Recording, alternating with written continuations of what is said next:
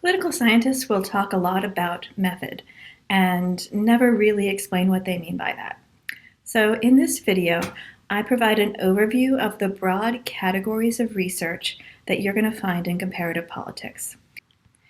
The first way that you can divide up research in comparative politics is the number of countries that you want to study.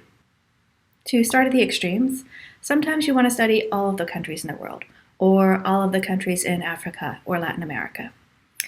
In these cases, you're going to be doing what's called a cross-national statistical analysis.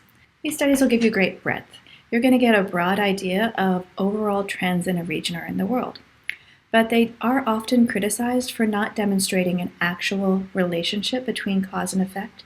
They're just going to show you how variables relate to each other, not connect them and explain how things happen. They can also be easily criticized for the poor quality of the data in some cases. On the other extreme, when you just want to study one country, when you want to get a really good idea of how change happens in that country and what really a cause and effect are here, that's called a case study.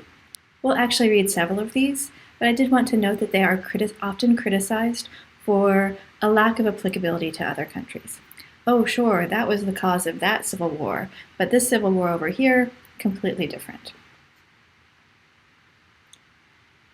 In between, we've got two sort of broad categories of research. Sometimes you want to get in-depth into cases and try and isolate one single variable or one single factor that you think is a cause of a certain trend. In those cases, sometimes people will do what's called a controlled comparison, where they'll compare 2 or sometimes 4 countries to each other. This type of research is designed to mimic an experiment, where you're choosing countries that are similar to each other in almost every way, but they just vary in the one factor that you think is the cause here. Then you look at the effects of that cause in both countries. The criticism of this type of research is that it's not really possible to find 2 countries that are exactly alike in every way but one. The last type is relatively rare. It's called a mid-N study for the middle range, N or number of cases or countries that you're looking at.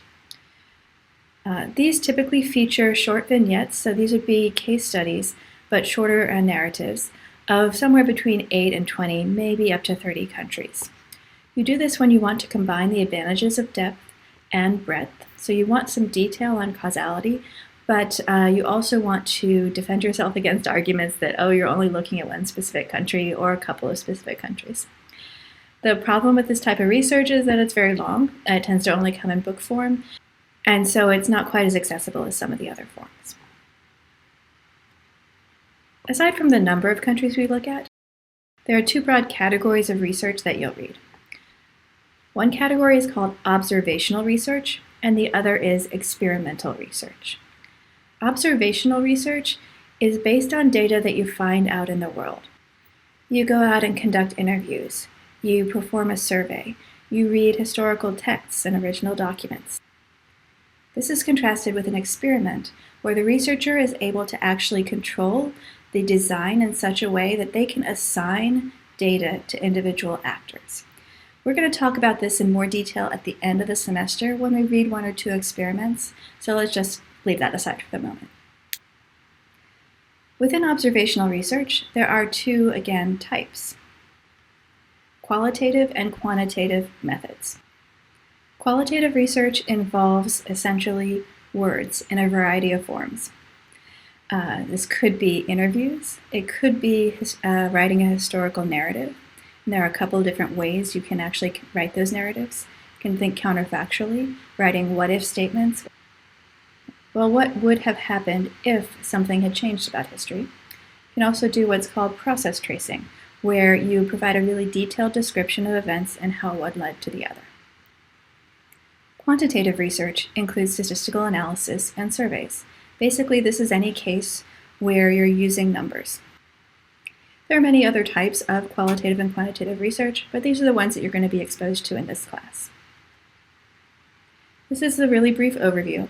As noted, I'm preparing separate videos for you on how you want to read and analyze each type of research.